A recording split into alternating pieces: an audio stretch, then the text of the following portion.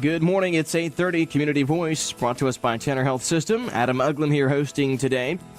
Here's a quick tip. Don't take a Chlortab right before you go to sleep if you're going to sleep a little late. You might be a little groggy in the morning, like I am this morning. I'm making it, though, but I'm not much for taking things. But I had a little nasal drip. I think it's called post-nasal drip, and not a big fan of taking things that make you feel sleepy, especially when you have to get up at 5 o'clock in the morning. Makes it a little difficult to get up in the morning. But good morning. Hope you're having a good one so far. A little overcast outside, and I do have a quick announcement. On Thursday, we will have a special guest phoning in, Joel Aaron with Americans for Prosperity. We'll be calling in, and the topic, oddly enough, is school choice, something that was brought up in one of our previous shows. A caller and I had a discussion about that. That'll be the topic on Thursday, Joel Aaron largely. I'm sure we'll talk about other things as well. Joel Aaron is a very nice gentleman. I spoke with him at length at a Tea Party event sometime last year. Great guy, has been in radio for years and years and years. I think he's got some kind of online radio operation as well. I don't keep very close tabs on him, but great guy. He will be here on Thursday and for what I assume the entire program. But in light of that, here's a quick headline. This is an article yesterday out of CNS News, so a right-wing news organization. But the headline, anyway, a bishop not recanting, saying that Hitler and Mussolini would love our public school system. The Catholic Bishop of Harrisburg, Pennsylvania, has apologized for offending anyone with his recent comments that Hitler and Mussolini would love the public school system in Pennsylvania because it is similar to what they sought to create in their totalitarian states. The bishop made a comparison between the interests of public school systems and totalitarianism while discussing what he sees as a lack of school choice in Pennsylvania. And he says, quote, in the totalitarian government, they would love our system.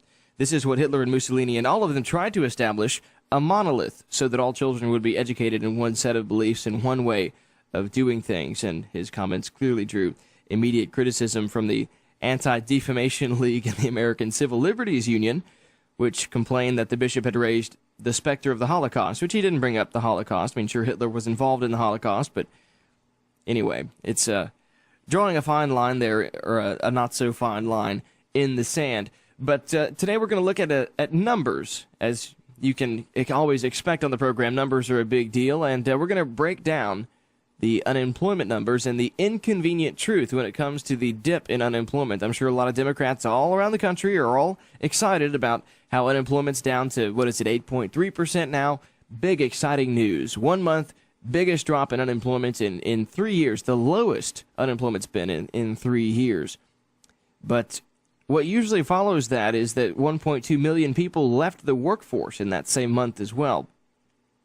While the rate did drop to 8.3% for the month of January, and while the left is largely rejoicing at this lowest unemployment level in nearly 3 years, the last time we saw an unemployment rate at this level was February of 2009, right after President Barack Obama took office. But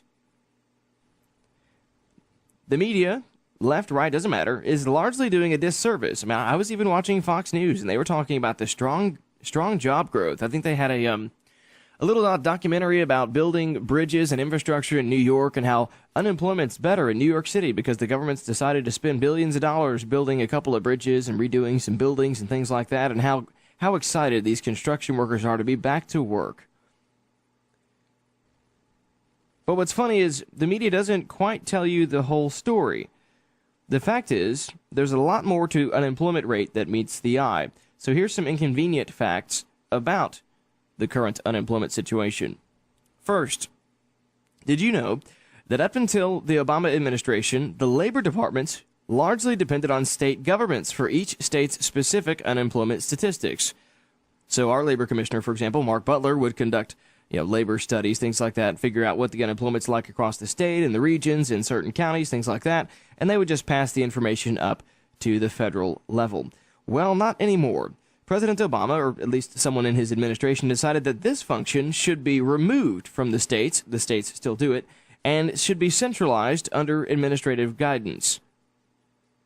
And what's interesting to me is that the rhetoric has entirely changed as well. So instead of saying jobs created, as has been the norm for the last 10, 15 years, the wordage has been changed to jobs created or saved. He's tried to convince the American people that the stimulus plan was working by saying jobs created or saved.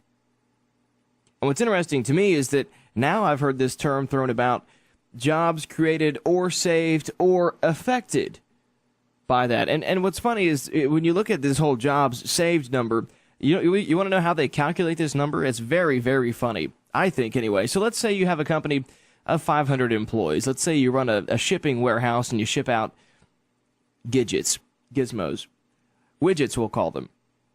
You ship out widgets out of your warehouse. You've got 500 employees, very involved in the packing and moving products around. You've got a finance department, all that good stuff. Well, if your company received $1,800 in the stimulus package because you were a politically valuable industry, you got $1,800, and you had 50 employees and you didn't lay anybody off, that was considered 50 jobs saved. Sounds like an awfully magic number, doesn't it? They just kind of assume that because you got money, you didn't go out of business, and therefore you didn't fire. You know, some businesses only downsize 10% to keep the books the way they need to be. Anyway, okay, so back to the numbers. January, last month, 1.2 million people dropped out of the labor force in 1 month. It's the largest absolute jump in persons not in the labor force ever. It's the biggest percentage jump in 30 years. There's a good article from Zero Hedge about this jump. If these people, or a significant portion of the 1.2 million people who just quit looking for jobs, were in the workforce without jobs, the unemployment figure would be closer to 8.7, 8.8%. So now we're left trying to figure out whether or not we believe that this many people actually said, "I'll screw it in 1 month. It's not worth it." So there's a lot of controversy back and forth about this figure of 1.2 million people dropping out of the labor force, but can you blame them? The labor force 3 years ago was about 66 and a half, maybe 67 million people. It's 3 million smaller than that. If we had the same number of jobs as we did when Barack Obama came into office, we'd have 3 million more people employed. We're still 3 million jobs in the hole. Now remember, when you're unemployed, you have to be out of work and looking for a job. If you're out of work and aren't looking for a job, or if you're out of work and instead you're cutting grass on the side or laying tile for friends and family or whatever it is that people do when they need to make ends meet, you aren't counted. And I've never been surveyed, so I don't know how they do counting anyway. Whose numbers do you trust, and how do they do this? I know people that ask me all the time, how do we know these Gallup and Rasmussen polls are accurate? I've never been called by Rasmussen or Gallup or anybody. MSNBC, CNNBC, all those news networks that do polls, Wall Street Journal. I've never gotten a phone call. How do we know these polls are correct? I've been on this earth 60 years, never gotten a phone call from a polling company, which is interesting. Anyway, so the largest drop in the labor force, and it may not be 1.2 million, it might only be 800,000, but still, that's staggering. That almost 1% of the population of the U.S. left the labor force. The report said last Friday that 12.8 million people remain unemployed, 43% of them for more than 6 months, and that another 8.2 million part-time workers couldn't find full-time employment. With the latest job gains, total payrolls in the nation stand about 5.6 million less than at the start of the recession in late 2007. The population is growing month by month. People are still having babies. People are still coming into the country. Yet we now have 5.6 million fewer jobs. So does this sound like a successful presidency, a successful jobs program, a successful stimulus? Because that's how they're trying to lay it out, that, well, the unemployment rate is coming down, so that was what the goal of all of this was. So is the goal really to create jobs, or is the goal really to present data which allows you to get reelected, which is exactly what the unemployment rate is? Because the unemployment rate could be driven down to 6.8, 6.7%. Obama would probably get reelected if it happened. He probably would. He's probably going to get reelected anyway, but we'll see. But if the unemployment rate comes down, and this Fox News and all these news organizations say, wow, what an anomaly, the The unemployment rate is down. Good for President Obama. But nobody's going to tell you that we're lacking 6 million, nearly 6 million jobs than when the recession began. It's just because people aren't looking anymore. If the size of the U.S. labor force as a share of the total population, people with jobs and people trying to find them, was the same as when the president took office, the unemployment rate would be 11%. 11%. That's a powerful statistic. If the size of the U.S. labor force as a share of the total population, people with jobs and those trying to find them, were the same as when President Obama took office, the unemployment rate would be 11%. So when you hear numbers pasted across the media, make sure you do a little homework. I know it's hard and you don't have time, and it's awfully easy to just believe whoever it is telling you the numbers, but the numbers are far more complicated than they're making them out to be. So to put that in perspective, since President Obama came into office, 4.7 million people are no longer being counted when it comes to figuring this statistic out.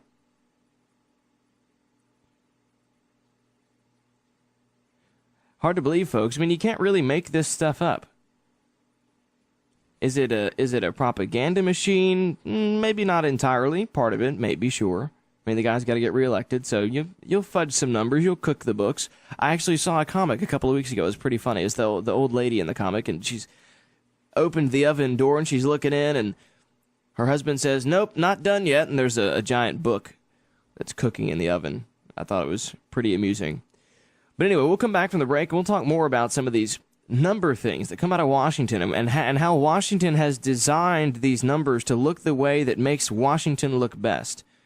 And when you dig a little bit, the numbers tell an entirely different story. We'll be back after the break.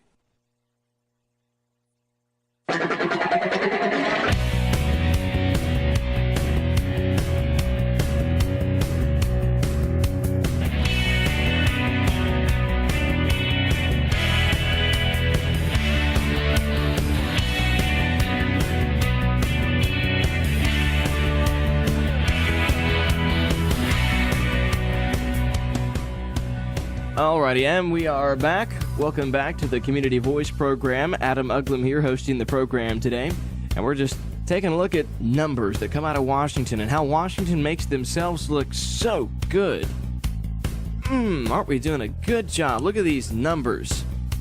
We know how much people love numbers because they drive around in their cars and listen to the radio and they hear news and they go home and turn on Entertainment Tonight, and Entertainment Tonight occasionally mentions the unemployment rate. Maybe, I don't know, maybe they don't. I think I may be giving Entertainment Tonight a little too much credit if they actually mention something more than who's pregnant and who's getting divorced in Hollywood and what somebody wore on the red carpet. Anyway, so to take a look at numbers is it's not the most fun thing. I like it, but nobody else does. So this is where we are. Economic variables are key drivers of the numbers in the Congressional Budget Office's budget projections. This is from the Cato Institute looking at CBO data. Now, we're not entirely just picking on the Congressional Budget Office, at least Chris Edwards isn't. Now, I'm a sharp criticizer of the Congressional Budget Office because Congress designed the Congressional Budget Office. Do you think the Congressional Budget Office is designed to make Congress look good or designed to be honest? Just take that and swallow that for a second. If Congress is going to design a budget office that does forecasting and predictions based on congressional policy, do you think they're going to make it behave in such a way that makes them look good, honest, or bad? We know Congress isn't going to purposely make themselves look bad. Well, and if they purposely aren't going to make themselves look bad, we know they probably aren't going to tell the truth either, because usually the truth makes them look bad either. So, flatly, the Congressional Budget Office does lie, in my opinion. But anyway, the Congressional Budget Office has a new outlook, and the new outlook assumes substantially lower interest rates, which appears to produce more than $1 trillion of savings over the next decade. That makes Congress and the president look good, because they can say, Well, the bipartisan Congressional Budget Office says we're going to save trillions of dollars because we reduced interest rates. And they're wrong. But anyway, it just sounds good in a soundbite. The bipartisan Congressional Budget Office. They don't tell you that it's a hack organization created by politicians to make them look good. For one, macroeconomic forecasts.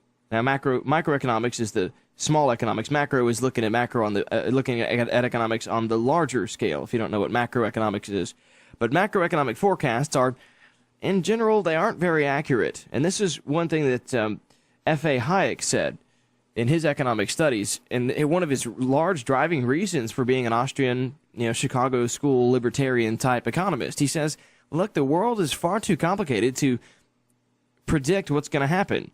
You can't take 300 million people that live in the United States and predict what they're going to do and predict what the economy is going to look like. You can look at history, but you can't predict that the iPhone's going to come out, for example. You can't predict that some company may go under. Those are things you really cannot account for. The world is far too complicated for somebody with a 5 or 6 year degree to be able to figure out. And long-term projections have made that pretty clear, that macroeconomic forecasts just are not accurate. It doesn't matter who does them. Macroeconomic forecasts need to be taken with a grain of salt. Anyway, so we should consider that the Congressional Budget Office completely missed the recent recession until after it already started in December 2007. Figure 1 in this article clearly shows that the Congressional Budget Office has issues with its forecasts. Because in 2007, the Congressional Budget Office said that for 2008, economic growth would look like this. It would be about 2%, is what they forecast. The actual number was actually pretty close, about 1.9%. So the Congressional Budget Office, and I will defend them in this and say that Congressional Budget Office outlooks for a year are actually pretty accurate. When we're only looking at a year out, the Congressional Budget Office is pretty safe. They're generally pretty much on the mark a year out. So what does the Congressional Budget Office say about 2009? Well, we think the economy is going to grow more. It's going to be 2.3% growth. Wrong. Dead wrong. The economy shrank nearly 3%. An error margin of nearly 5%, actually more than 5%, in what actually happened versus what the Congressional Budget Office said would happen. So in 2010, the Congressional Budget Office said that the economy would grow 3.4%. They were wrong by about 50%. 2011, they said we'd grow by 3.5%, which is pretty sturdy economic growth. 3+ is pretty solid for an advanced industrialized country. And they said in 2011 we're going to grow 3.5%. Wrong. We grew 2% last year. That's a big deal, folks. That's 1.4% difference in what they say we're going to grow like and what we actually grew like. 3.5% would be pretty impressive, honestly. 3% is actually a big difference. Economic growth, little changes are actually big impact when it comes to economic growth. So 0.5%, while it doesn't sound like a lot as just a number simply, it is a big deal. And we're talking some serious cooking of the books when it comes to these Congressional Budget Office predictions. Now, the recession caught a lot of economists by surprise, so that's not so much a big deal. The housing bubble bursting, that didn't catch anybody by surprise. They were talking about that in 2000, 2001, 2002. They were telling us, The Economist magazine, I remember, was telling us in 01, 02 that it's coming. It's going to happen probably in 2007, 2008. The housing bubble is going to happen, and the recession may have triggered that. So we now know that deflating the housing sector it certainly played a big role in the recession, but it's interesting that the Congressional Budget Office completely missed the seriousness of that factor, even though they have huge models, hundreds of equations. Housing prices had peaked by 2005, 2006, and had already been falling rapidly for 2 years. And this is what made this very interesting, is that for those 2 years, housing prices had already fallen rapidly, and it was just like the Congressional Budget Office just didn't notice that housing prices were falling before the recession peaked.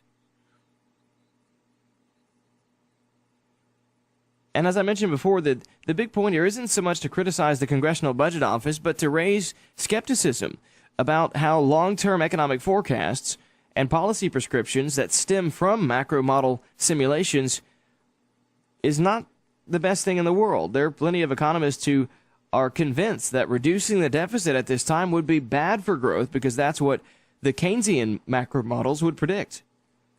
But that's where the real-world evidence that cutting deficits is bad for growth. There is none. Canada cut spending sharply in the 1990s. They've had to do a lot to reform their healthcare system. It's become very expensive. So they've had to curb costs in Canada, and they're reducing their government's deficit. And oddly enough, economic growth was higher than expected in Canada. The very opposite of what the Keynesian models would have predicted. Now, there's two schools of thought. There's the Keynesian model, and that's the mainstream theory that you'll learn in any economics program in any university in the country. There is not really an Austrian school that you could go to besides maybe the Mises Institute or the College of the Chicago School of Economics. You could go there.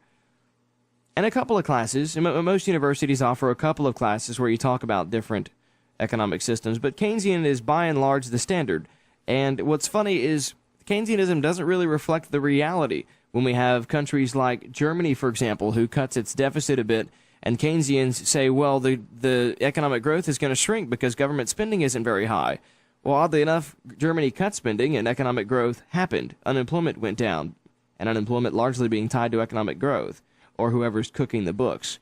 Back after the break.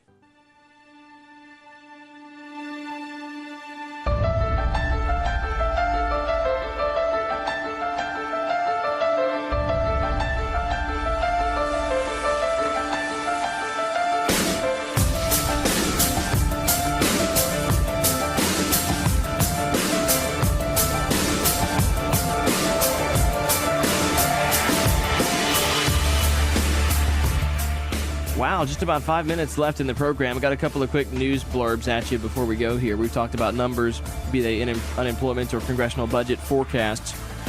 Now, again, the Congressional Budget Office is a pretty valuable tool. They store lots of historical data, which is nice and handy. And like I said, they're really good at predicting stuff out for about a year. They get lots of money. It's very well ran in that regard. But remember, Congress designed the Congressional Budget Office. So do you think they're going to be honest or they're going to make Congress look good? So just keep that in mind. That follow the money. What's the... there's an Italian phrase I'm trying to think of. Ciu bono? I don't know how you pronounce it, but that's what it is. Ciu bono. Follow the money when it comes to things like that. Because that's exactly what happens. And whether there's money involved or not, anyway, the Congressional Budget Office is the byproduct of a very self-interested Congress. It makes politicians left and right look good. It doesn't matter who. It makes everybody look good. Well, except for the fact when... The Congressional Budget Office also assumes that if you raise taxes 100% on all incomes, your tax revenue will increase dramatically each year, which is kind of silly. So they also assume that when you cut taxes, that the economy doesn't grow, therefore you lose tax revenue too, which is kind of right, but not really. I mean, the Congressional Budget Office does have some serious issues when it comes to tax policy because it's designed that way by politicians both on the left and right. But anyway, before we go, here's an interesting thing out of Florida. There's a bill being presented in the Florida Congress that's pushing that would ban the use of food stamps to purchase snacks and sweets, such as cookies, cakes, Little Debbie's, I'm sure, Twinkies, things like that. Republican State Senator Rhonda Storms of Valrico, Florida, says that her goal is to stop a small percentage of recipients who misuse food stamps. Her bill would also require that food stamp recipients take state-run classes on healthy eating and how making your own baked goods is cheaper than store-made sweets. The bill is moving through state committees in Tallahassee. Critics say the government shouldn't be telling people what to eat. There's an interesting line to be drawn here, too, because I agree. I don't think that you should be telling people what to eat, but if you're eating on someone else's dime, you should probably be eating food that you need, not so much food that you want.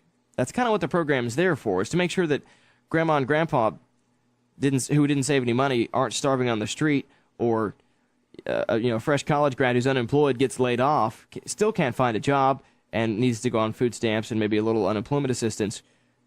That's what the program is for those who need it. But those who are buying Coca-Colas, Cheesy Puffs, Twinkies, Little Debbies, I mean, if you can buy those on food stamps, I think you're probably doing okay. And I guess it boils down to the choice you make, but should food stamp recipients in the state be allowed to buy things that just are not healthy? Now, who gets to decide that is a topic for an entirely different discussion.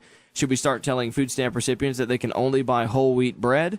That might be a little more extreme, but I think it's a pretty easy case to say, look, I mean, you clearly can't buy beer or cigarettes with food stamps. Why should you be able to buy Little Debbie snack cakes with food stamps? I mean, I loved Little Debbie snack cakes when I was a kid. I was all about, what are they, the zebra cakes? I think it was zebra cakes. Zebra cakes and oatmeal cream pies were my two favorites when I was a kid. But I think if you're on government assistance and you're having to take money from somebody else in order to survive, I don't think you're emulating responsible self-control when you're buying Little Debbie snack cakes with money that's supposed to help you stay off the street and from digging around in garbage cans. I mean, a Little Debbie snack cake is kind of one of those luxurious items. I know they're cheap and everything, but it's one of those things that's not needed at all. It's kind of like drugs. I mean, drug testing for welfare is becoming a pretty popular mantra lately, too, to have to take a urine test every few months to receive food stamps and welfare benefits and things like that. And it boils down to that whole, I mean, come on, if you can afford to smoke pot, you can probably afford to buy some food, I guess is the argument. But it's an interesting thing, and it's sweeping across the country. Do we tell people on food stamps to quit buying unhealthy crap? I mean, if it were me, I would say, well, you can buy ground beef, red beans, and rice with it.